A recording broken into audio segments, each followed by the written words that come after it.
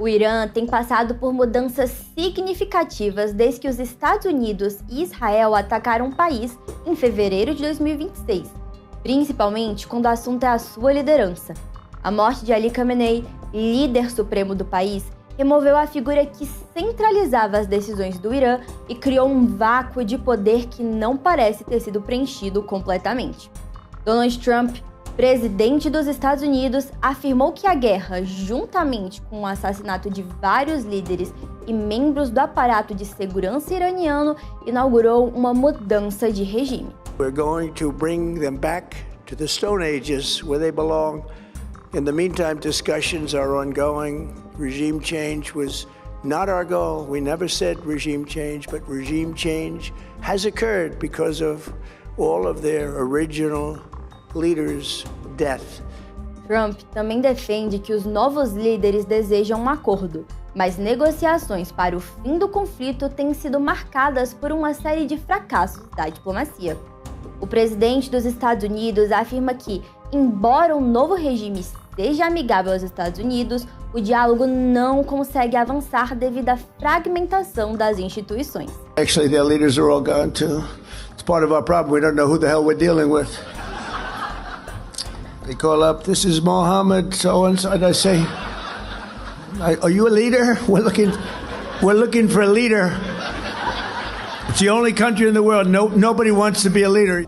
Antes da guerra, o país era dividido em instituições seculares, cujas lideranças são escolhidas pela população, e religiosas, que têm o poder final de decisão, como explica o especialista Ricardo Caicholo. Existe o líder supremo, o Rabar, que é a autoridade máxima, ele controla as forças armadas, o judiciário e a mídia estatal. Na prática, ele define a vontade de Deus para o Estado e tem a última palavra em política externa e programa nuclear. Existe também o presidente, que embora seja o chefe de Estado e gerencia a economia e a burocracia cotidiana, ele é subordinado ao líder supremo. Em questões de segurança nacional, o presidente tem pouco ou nenhum poder de decisão final. E, finalmente, você tem a estrutura da Guarda Revolucionária, que funciona como um Estado dentro do Estado. Após a morte de Khamenei no dia 28 de fevereiro, e de figuras como Ismail Khatib, ministro da Inteligência, Ali Larijani, secretário do Conselho Supremo de Segurança Nacional, e Mohammad Pakpour, que era comandante do Corpo de Guardas da Revolução Islâmica, uma disputa interna intensa pelo controle do país se iniciou. Mojtaba Khamenei, filho do antigo líder, herdou o posto do pai, e as autoridades militares, de segurança, políticas e judiciais renovaram seu juramento de lealdade ao regime teocrático. Contudo, ele não é visto desde o ataque que matou seu pai e tem se comunicado apenas por mensagens escritas. Segundo o governo dos Estados Unidos, ele estaria ferido e desfigurado, e por isso se mantém longe das câmeras. We know the new so-called not-so-supreme leader is wounded and likely disfigured. His father, dead. He's scared, he's injured, he's on the run, and he lacks legitimacy. It's a mess for them. Who's in charge? Iran may not even know. Além disso, fontes ligadas ao governo iraniano afirmam para a imprensa internacional que Mojtaba não tem o mesmo controle das instituições que o seu antecessor, sendo mais suscetível à influência de militares de alta patente. O poder agora está nas mãos de um exército linha dura e até a influência do clero parece estar diminuindo.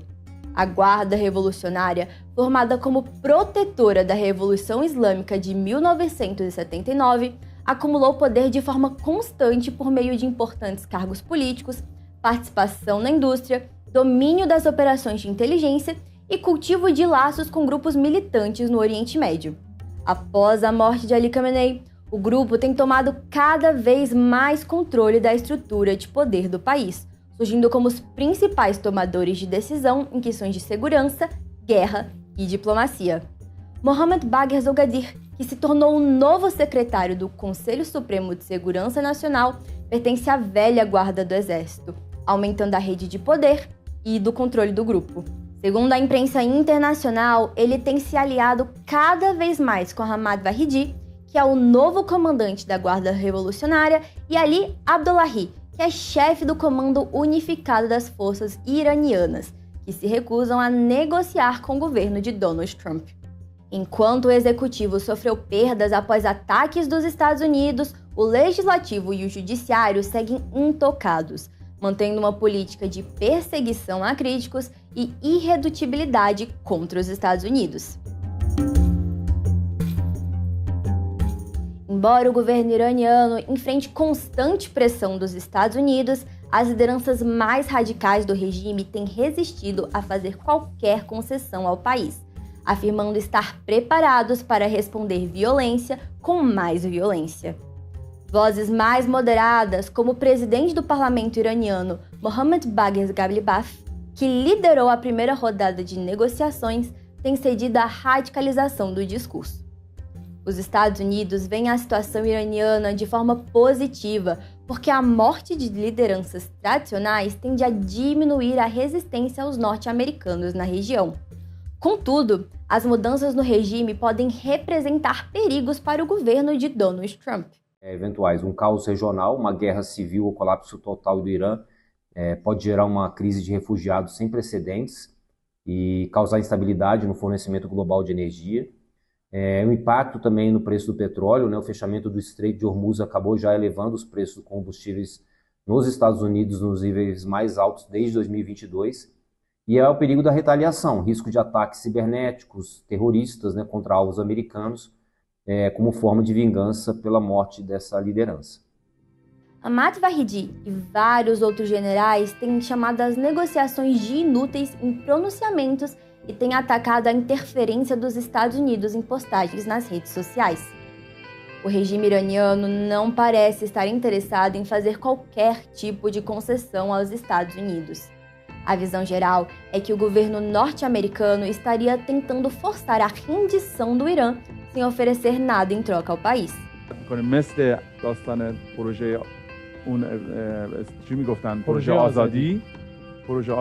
آمریکایی‌ها از دیشب فهمیدند که نمایش محاصره دریایی اونها از این پس با پاسخ نظامی جمهوری اسلامی ایران مواجه میشه. دیگر کسی برای کشتی‌های ما Com prorrogações constantes das negociações, encontros constantemente cancelados e trocas de ataques entre os países envolvidos, o que acontecerá a seguir não está claro.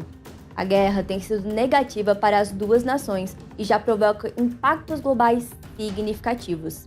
Entre as principais consequências estão a alta nos preços do petróleo e dos combustíveis, o fechamento do Estreito de Hormuz, ameaças à produção mundial de alimentos devido ao risco sobre fertilizantes e uma profunda crise econômica no Irã, com potencial de gerar uma crise humanitária no país.